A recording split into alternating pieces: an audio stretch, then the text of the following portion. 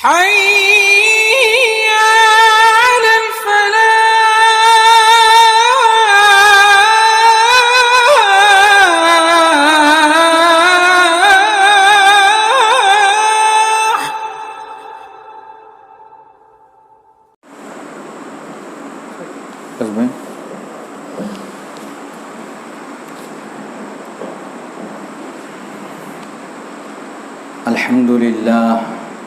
الحمد لله رب العالمين والصلاة والسلام على أشرف الأنبياء والمرسلين وعلى من تبعهم بإحسان إلى يوم الدين. أما بعد فأعوذ بالله من الشيطان الرجيم. بسم الله الرحمن الرحيم. يا أيها الناس اتقوا ربكم الذي خلقكم من نفس واحدة وخلق منها زوجها وبث منهما رجالا كثيرا ونساء واتقوا الله الذي تساءلون به والأرحام إن الله كان عليكم رقيبا. وقال في موضع آخر سبحانك لا علم لنا إلا ما علمتنا إنك أنت العليم الحكيم. عن أبي هريرة رضي الله عنه قال قال رسول الله صلى الله عليه وسلم سبعة يظلهم الله في ظله يوم لا ظل إلا ظله إمام عادل شاب نشأ في عبادة الله ورجل قلبه معلق في المساجد ورجلان تحابا في الله اجتمعا عليه وتفرقا عليه ورجل دعته امرأة ذات منصب وجمال فقال إني أخاف الله ورجل تصدق بصدقة فأخفاها حتى لا تعلم شماله ما تنفق يمينه ورجل ذكر الله خاليا ففاضت عيناه متفق علیہ. سب طرح کی تعریفیں حمد و ثنا اللہ رب العالمین کے لیے ہے جو نہایت ہی مہربان اور بڑا رحم کرنے والا ہے. معزز حاضرین، وہ لوگ جو عرش کے سائے میں ہوں گے، اس عنوان سے درس کا یہ سلسلہ دوسرا ہے. ایک درس ہو چکا ہے اور یہ دوسرا. 7 لوگ خوش نصیب ہیں جو اللہ کے عرش کے سائے میں میدان محشر میں جگہ پائیں گے. ان میں سے 2 لوگوں کا ذکر کر چکا تھا، یعنی امام عادل انصاف پسند بادشاہ، اور دوسرے شاب نشا فی عبادت اللہ، ایسا نوجوان جس کی جوانی اللہ کی عبادت میں گزری. یہ 2 خوش نصیب لوگوں کا ذکر گزشتہ درس میں کیا جا چکا. آج انشاءاللہ وَرَجُلٌ قَلْبُهُ مُعَلَّقٌ فِي الْمَسَاجِدِ، ایسا آدمی جس کا دل مسجد سے لٹکا ہوا ہو، ان کے بارے میں آج کے درس میں ذکر کریں گے. اور وَرَجُلَانِ تَحَابَّا فِي اللَّهِ اجْتَمَعَا عَلَيْهِ وَتَفَرَّقَا عَلَيْهِ. چوتھے خوش نصیب قسم کے لوگ وہ 2 لوگ ہیں جو آپس میں ملتے ہیں تو اللہ کی محبت کی خاطر، اور اگر جدا بھی ہوتے ہیں تو اللہ کی محبت کے لیے جدا ہوتے ہیں. اللہ کے لیے ہی نفرت کرتے ہیں اور اللہ کے لیے ہی محبت کرتے ہیں. ایسے لوگ جو دنیا میں ایسی زندگی گزارے، وہ لوگ کل میدان حشر میں اللہ کے کرسی کے سائے میں جگہ نصیب ہوگی. معزز حاضرین، آج کے درس میں وَرَجُلٌ قَلْبُهُ مُعَلَّقٌ فِي الْمَسَاجِدِ، ایسا آدمی جن کا دل مسجد سے لٹکا ہوا. سب سے پہلے یہ سمجھیں کہ اسلام میں مسجد کا بڑا احترام ہے. یہ بہت مقدس جگہ ہے. روئے زمین میں سب سے افضل جگہ جو ہے، اللہ کے رسول صلی اللہ علیہ وسلم نے فرمایا مسجد ہے. سب سے بہتر اور خوبصورت، مقدس، بابرکت، فضیلت والی جگہ اللہ کا گھر مسجد ہے. نبی اکرم صلی اللہ علیہ وسلم کے زمانے میں اگر ہم ان کی سیرت کو پڑھیں اور دیکھیں تو اللہ کے رسول صلی اللہ علیہ وسلم کے زمانے میں مسجد سے ہی ہر قسم کے فیصلوں کا صدور ہوتے تھے. کسی قسم کے کوئی فیصلے ہیں مسجد میں کیا کرتے تھے. کسی غزوہ میں جانا ہے، جنگ کی ترتیب دینی ہے، کس کو کیا ذمہ داری دیں گی، یہ سارے کارنامے جو ہے مسجد میں ہوا کرتے تھے. میدان جنگ سے واپسی کے بعد مال غنیمت تقسیم کا موقع یا اور کوئی معاملہ ہوا تو مسجد میں ہی اس کا فیصلہ کیا کرتے تھے.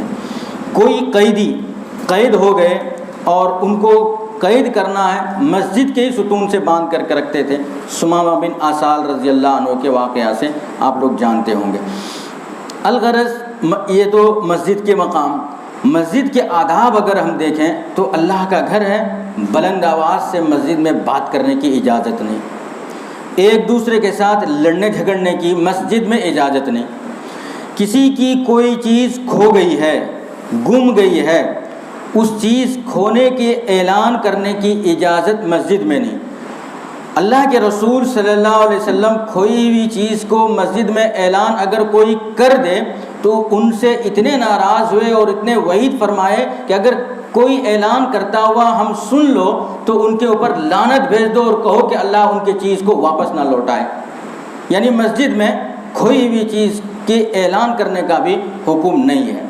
کاروبار، بیپار، تجارت، ان سب چیزوں کی بات کرنے کی بھی مسجد میں اللہ کے رسول صلی اللہ علیہ وسلم اجازت نہیں دی ہے۔ ہوتا ہے ایسا ہے کہ لوگ کہیں اور رہتے ہیں، فون میں سارے ڈیل تجارت کے فون میں ہو جاتے ہیں اور فون میں بات کرنے والے مسجد میں بیٹھ کر بات کرتے رہتے ہیں، اس کی اجازت اسلام نے نہیں دیا ہے، اس لیے کہ یہ مقدس جگہ ہے، بہترین سب سے پسندیدہ بابرکت قابل احترام جگہ جو ہے اللہ کا گھر مسجد ہے۔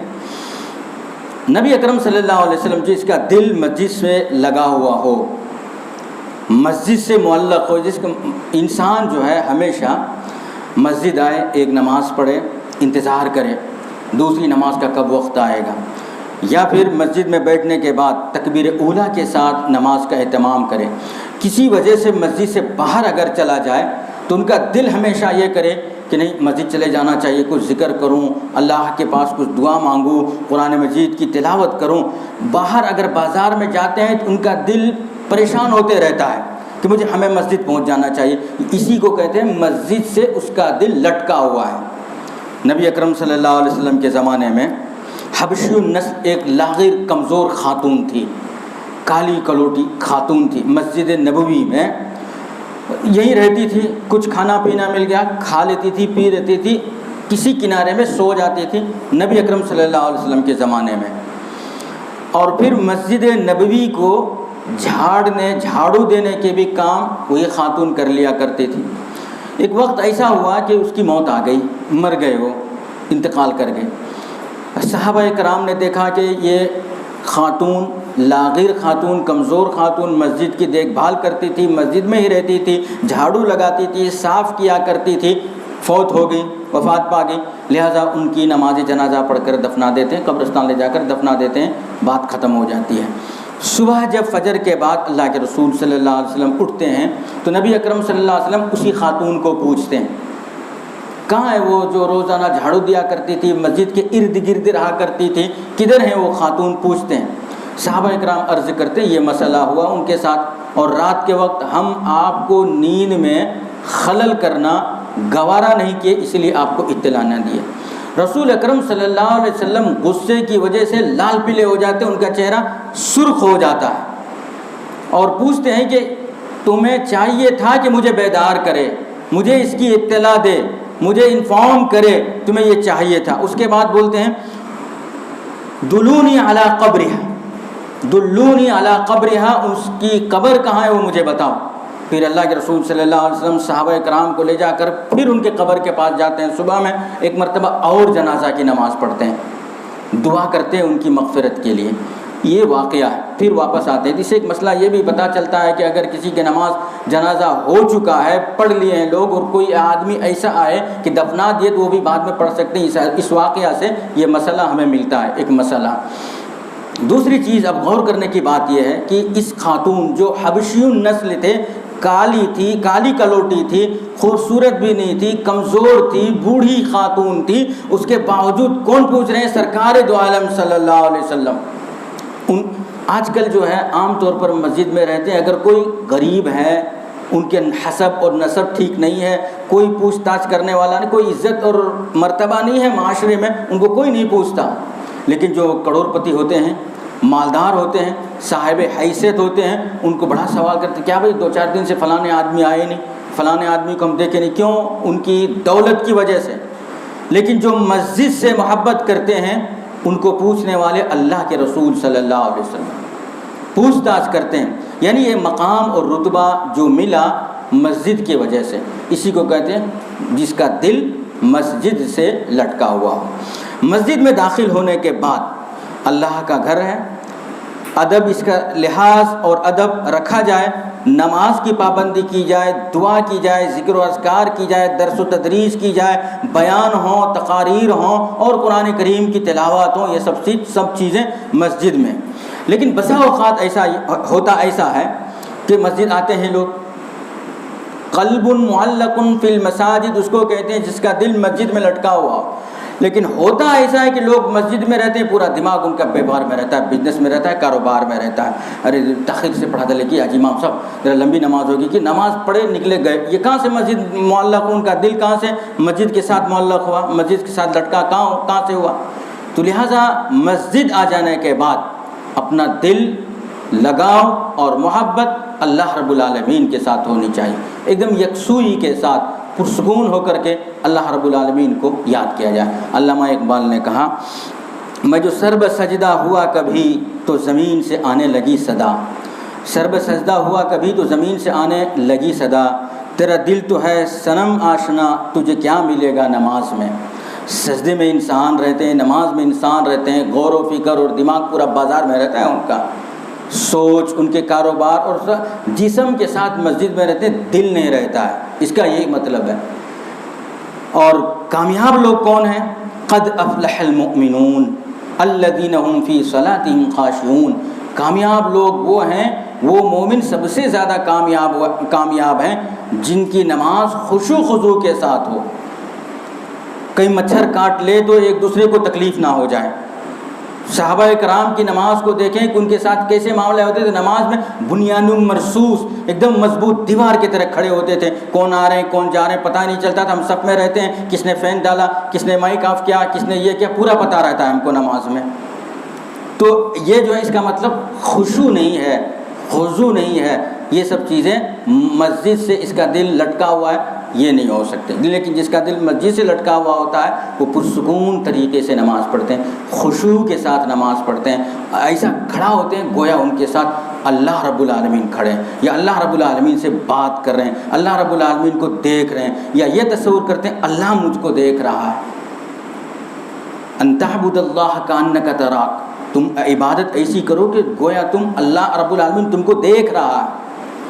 فَإِن لَمْ تَكُنْ تَرَاكَ فَإِنَّهُ يَرَاكَ، اگر ایسا تصور نہ کرے کہ تم اس کو دیکھ رہے ہو تو ایسا سوچو وہ تم کو دیکھ رہا ہے، اللہ کے سامنے کھڑے ہوئے ہو، احترام اور ادب اور خشوع اور خضوع کے ساتھ کھڑے رہنا چاہیے۔ یہ ایک بات رہی مسجد کے تعلق سے۔ عہد نبوت میں نبی اکرم صلی اللہ علیہ وسلم کے زمانے میں صحابہ کرام کس طریقے سے نماز کا اور مسجد کی ادب اور احترام کا کس انداز سے لحاظ کرتے تھے، چند واقعات اور چند صحابہ کرام کے واقعات میں آپ کے سامنے پیش کروں گا۔ مصعب رضی اللہ عنہ بیان کرتے ہیں، عامر بن زبیر رضی اللہ عنہ بڑے سخت علیل ہوئے، بیمار ہو گئے، ایک مرتبہ مدینے میں بیمار ہو گئے۔ بیمار ہو جانے کے بعد کئی دنوں سے مرض بڑھتا جا رہا ہے اور مرض الموت میں ایسی بھی مرض الموت میں ہے، موت کی بیماری میں، یعنی ایسی بیماری ہے جس کے بعد مر جائیں گے، مرض الموت میں۔ مغرب کی اذان کی آواز مؤذن دیتے ہیں، ان کے کان میں اذان کی آواز ٹکراتی ہے۔ اپنے ساتھی سے جو ان کے گھر میں تھے ان سے کہتے ہیں کہ مجھے مسجد لے کر چلیں۔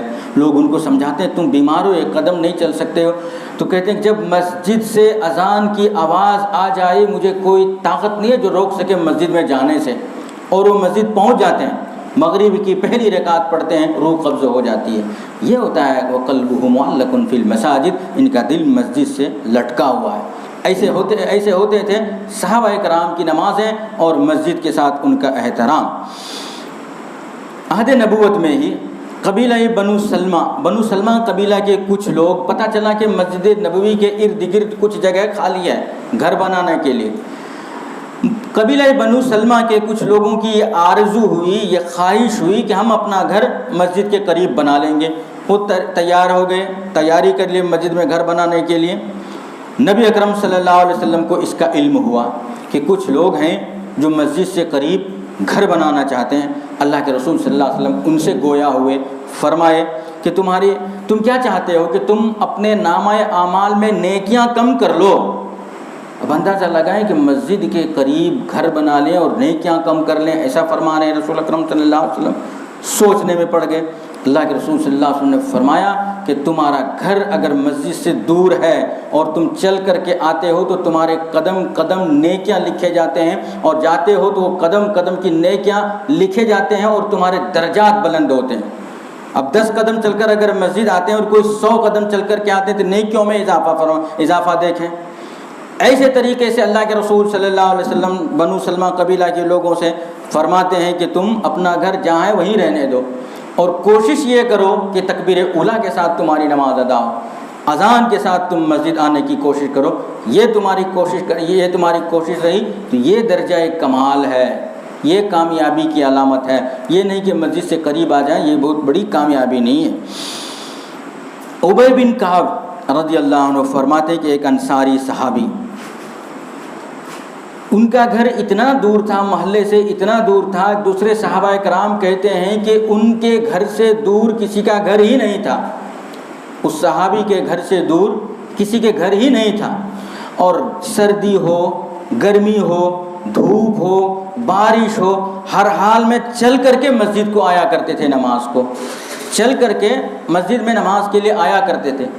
دیگر صحابہ کرام ان کو دیکھتے اور بڑا افسوس کرتے تھے، ترس کھاتے تھے ان کے اوپر، کافی دور ہے ان کا گھر، چل کر کے آتے ہیں، کبھی بارش رہتی ہے، کبھی گرمی رہتی ہے، کبھی دھوپ رہتی ہے، طرح طرح کی پریشانی، اس کے باوجود یہ چل کر کے آتے ہیں۔ کوئی سواری، گھوڑا، اونٹ، گدھا وغیرہ لے لینا چاہیے تم کو، تاکہ تم بارش میں آنے جانے میں سہولت ہو، سوار کا انتظام کرنا چاہیے، ان کو سمجھاتے ہیں۔ اس کے بعد کہتے ہیں کہ میرا مسجد آنا اور جانا اور سواری کا انتظام کرنا، یہ میرا مسجد آنے جانے کے لیے سواری کا انتظام کرنا، یہ میں گوارا نہیں کرتا۔ میں یہ سوچتا ہوں کہ میرا قدم اللہ رب العالمین میرے قدم کے نیکیاں اللہ رب العالمین کی عدالت میں لکھے جائیں میرے قدم کی نیکیاں، میں چل کر آؤں، تکلیف میں آؤں، مصیبت میں آؤں۔ مشہور واقعہ عبداللہ ابن مکتوم رضی اللہ عنہ کا، اللہ کے رسول صلی اللہ علیہ وسلم سے آ کر کے سوال کرتے ہیں، اے اللہ کے رسول صلی اللہ علیہ وسلم، بارش ہے، گلی کوچے سب گندے ہو چکے ہیں بارش کی وجہ سے، اور جب میں مسجد آتا ہوں تو میرے کپڑے گندے ہو جاتے ہیں کیچڑ وغیرہ سے، کیا میں ظہر کی نماز، عصر کی نماز، فرض نماز گھر میں پڑھ لوں، یا فجر کی نماز، یا کوئی بھی نماز ہو فرض نماز گھر میں پڑھ لوں؟ نبی اکرم صلی اللہ علیہ وسلم فرماتے ہیں کہ تم کو اذان کی آواز کان میں پہنچتی ہے؟ وہ کہتے ہیں بالکل پہنچتی ہے، تب تو تم کو مسجد آنا پڑے گا۔ نابینا صحابی تھے، کس جگہ ان کے کپڑے میں کیچڑ لگ رہے پتہ ہی نہیں چلتا تھا، اس کے باوجود اذان کی آواز اگر پہنچے تو مسجد آنے کا حکم نبی اکرم صلی اللہ علیہ وسلم نے فرمایا۔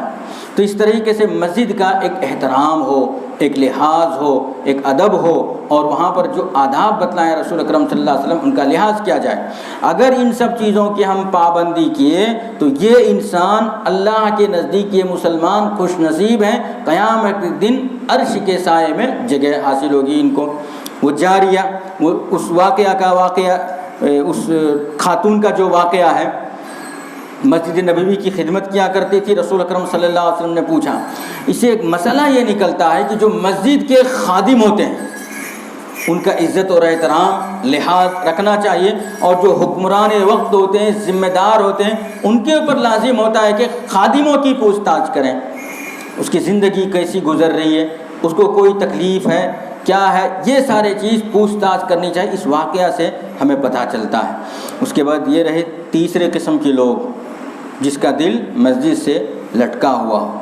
چوتھے، وَرَجُلَانِ تَحَابَّا فِي اللَّهِ اجْتَمَعَا عَلَيْهِ وَتَفَرَّقَا عَلَيْهِ، دو ایسے آدمی جو اللہ کے لیے ایک دوسرے سے محبت کرتا ہے اور اللہ کے لیے ہی ایک دوسرے سے نفرت بھی کرتا ہے، تو یہ انسان اللہ کے پاس عرش کے سائے کے نیچے جگہ حاصل کریں گے۔ یہ خوش نصیب انسان ہیں یہ دونوں۔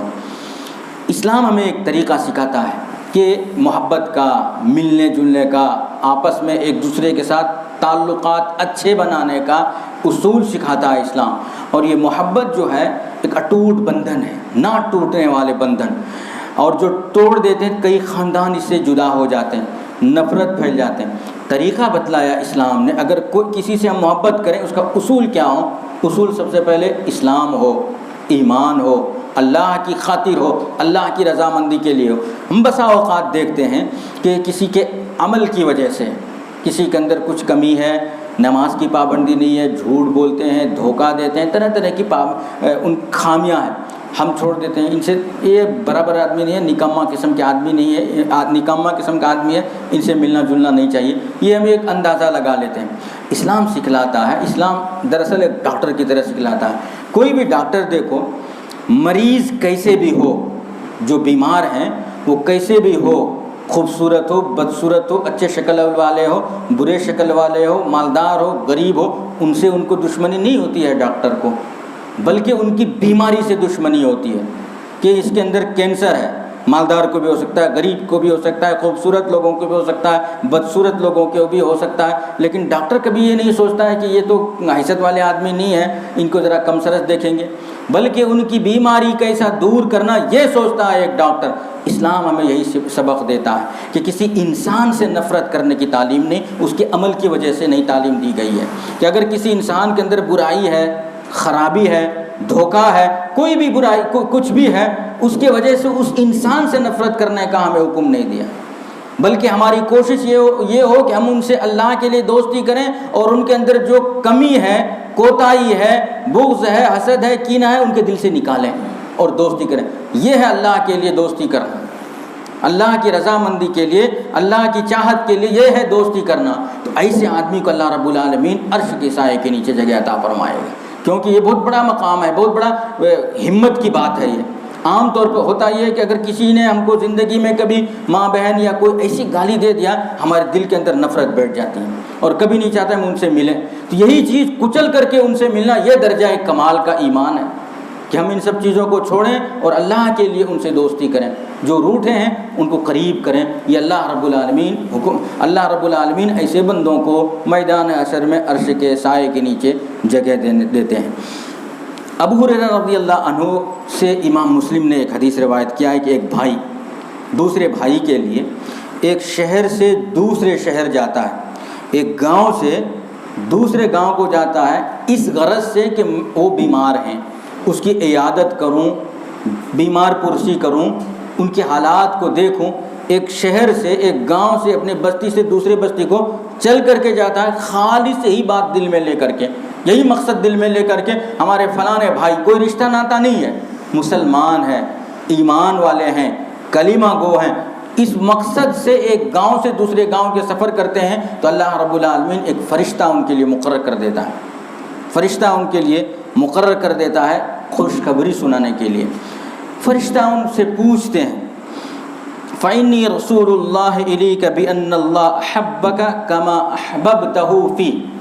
وہ فرشتہ اس بندے سے کہتا ہے جسے تم ملنے جا رہے ہو، ملاقات کرنے جا رہے ہو، ان سے کچھ مفاد ہے، فائدہ ہے، کچھ مقصد حاصل ہونا ہے؟ نہیں. اس کا کچھ احسان تم پر ہے؟ نہیں. کوئی اور مقصد جس سے تمہاری فائدہ ہو جائے، جو وہاں ملنے جانے کی وجہ سے عزت مل جائے، شہرت مل جائے، یا لوگ تعریف کرنے لگے، اچھا ہوا بھائی فلاں آدمی کے بعد وہ بھی مل کر کے آئے، یہ کچھ مقصد ہے بڑپن کا، بڑا ہونے کا؟ وہ بھی نہیں. تب وہ فرشتے کہتے ہیں، فَإِنِّي رَسُولُ اللَّهِ إِلَيْكَ، میں اللہ کی طرف سے بھیجا گیا ہوں تمہارے واسطے، تمہارے لیے یہ بات سنانے کے لیے، بِأَنَّ اللَّهَ أَحَبَّكَ، کہ بے شک اللہ تم سے محبت کرتا ہے، تم سے چاہتا ہے، کما احببتہ فی، جیسا کہ تم اس معاملے میں اپنے بھائی کو چاہتے ہو. یعنی ایک بھائی سے محبت کرنا، ان کی مجبوریوں کا خیال رکھنا، ان کی کمزوریوں کو دیکھنا، ان سے پوچھ تاچھ کرنا، ملنا جلنا، محبت کرنا، دراصل اللہ رب العالمین ایسے بندوں کو محبت کرنے لگتا ہے. ایسے جب یہ صفت کسی انسان کے اندر آ جائے تو یہ آدمی بھی اللہ کے پاس عرش کے سائے میں جگہ حاصل کرنے والوں میں سے ہوں گے. ابو ادریس خولانی رضی اللہ عنہ فرماتے ہیں کہ دمشق کے مسجد میں ایک مرتبہ یہ نماز پڑھنے کے لیے گئے. ابو ادریس خولانی صحابی رضی اللہ عنہ نماز پڑھنے کے لیے گئے تو وہاں دیکھے کہ ایک نوجوان ہے، حسین و جمیل، لوگوں میں بات چیت کر رہے ہیں، دین کی بات، قرآن مجید کی بات، صحیح احادیث پڑھ رہے ہیں. ان کے سامنے کے دانت بہت زیادہ چمک رہے ہیں اور دیکھنے میں بہت خوبصورت لگ رہے ہیں. لوگ ان سے طرح طرح کی سوال بھی کر رہے ہیں اور ان کے یعنی اسلام کے متعلق سوال کرتے ہیں. اور اگر پہلے سے کوئی ان کے دل میں بات ہے، موقف ہے کہ میرا مسئلے میں یہ موقف ہے، عام طور پر ہوتا ہے کئی علماء کا اختلاف رہتا ہے ایک مسئلے میں، ان کا یہ موقف، ان کا وہ موقف، تو جب ان سے پوچھتے تھے تو سب لوگ اپنے اپنے موقف سے رجوع کر رہے تھے، چھوڑ رہے تھے، اور وہ نوجوان کیسا کہتے ہیں وہ سن رہے تھے، سب لوگ بڑے غور سے، بڑے دھیان سے اور بڑے انہماک کے ساتھ، توجہ کے ساتھ، یکسوئی کے ساتھ ان کی بات کو سن رہے تھے۔ تو ابو ادریس خولانی فرماتے ہیں کہ میری بھی خواہش ہوئی کہ آخر یہ کون ہے، ان سے ملا جائے۔ دوسرے دن جاتے ہیں مسجد میں ملاقات ہونے کے بعد ان سے ملتے ہیں اور برملا کہتے ہیں کہ میں تم سے محبت کرتا ہوں، میں تم سے چاہتا ہوں۔ وہ پوچھتے ہیں واقعی معنوں میں تم چاہتے ہو، حقیقت میں تم چاہتے ہو؟ اس سے وہ کہتے ہیں بالکل اللہ کی رضامندی کے لیے میں چاہتا ہوں، اللہ کی رضامندی کے لیے میں آپ سے محبت کرتا ہوں۔ اس کے بعد جب لوگوں سے پوچھ تاچھ کرتے ہیں کہ یہ نوجوان ہیں کون، جو لوگ ان سے پوچھ رہے ہیں، مل رہے ہیں، بتاتے ہیں کہ معاذ بن جبل رضی اللہ عنہ صحابی رسول ہیں، اللہ کے رسول ہیں، جو دمشق کی جامع مسجد میں درس دیا کرتے تھے، اور ان کے درس میں لوگوں کے ہجوم ہوتے تھے، سوالات کرنے والے سوالات کیا کرتے تھے، اس وجہ سے ان کے پاس جا کر ملاقات کرتے ہیں اور یہ کہتے ہیں کہ میں واقعی معنوں میں آپ سے بڑی محبت کرتا ہوں اللہ کی رضامندی کے لیے، آپ اللہ کے رسول صلی اللہ علیہ وسلم کے صحابی بھی ہیں۔ اس کے بعد کہتے ہیں معاذ بن جبل رضی اللہ عنہ کہ رسول صلی اللہ علیہ وسلم نے فرمایا، اللہ فرماتا ہے وجبت محبتی للمتحابین فی، اللہ فرماتا ہے، رسول صلی اللہ علیہ وسلم نے فرمایا، حدیث قدسی ہے یہ، یعنی حدیث قدسی کیا ہوتا ہے؟ عام طور پر جو حدیث ہے کسی صحابی نے کہا کہ اللہ کے رسول صلی اللہ علیہ وسلم نے فرمایا، یہ حدیث ہے۔ بسا اوقات نبی اکرم صلی اللہ علیہ وسلم نے کہا کہ اللہ رب العالمین یہ حکم دے رہا ہے، اس کو حدیث قدسی کہتے ہیں۔ تو اللہ یہ حدیث قدسی ہیں۔ معاذ بن جبل رضی اللہ عنہ فرماتے ہیں کہ اللہ فرماتا ہے وجبت محبتی للمتحابین فی، کہ اگر تم مجھ سے کوئی بندہ آپس میں ایک دوسرے کے ساتھ محبت کرتا ہے، اچھا سلوک کرتا ہے، ایک دوسرے کو چاہتا ہے، تو واجب ہو جاتا ہے کہ اللہ بھی اس کو چاہے، یہ اللہ کہہ رہا ہے۔ وجبت محبتی، میرا محبت لازم ہو جاتا ہے، واجب ہو جاتا ہے کہ دو چاہنے والے اگر ہیں ان دونوں کو میں چاہوں، اللہ چاہے۔ اور دوسری چیز والمتجالسین فی، اور کوئی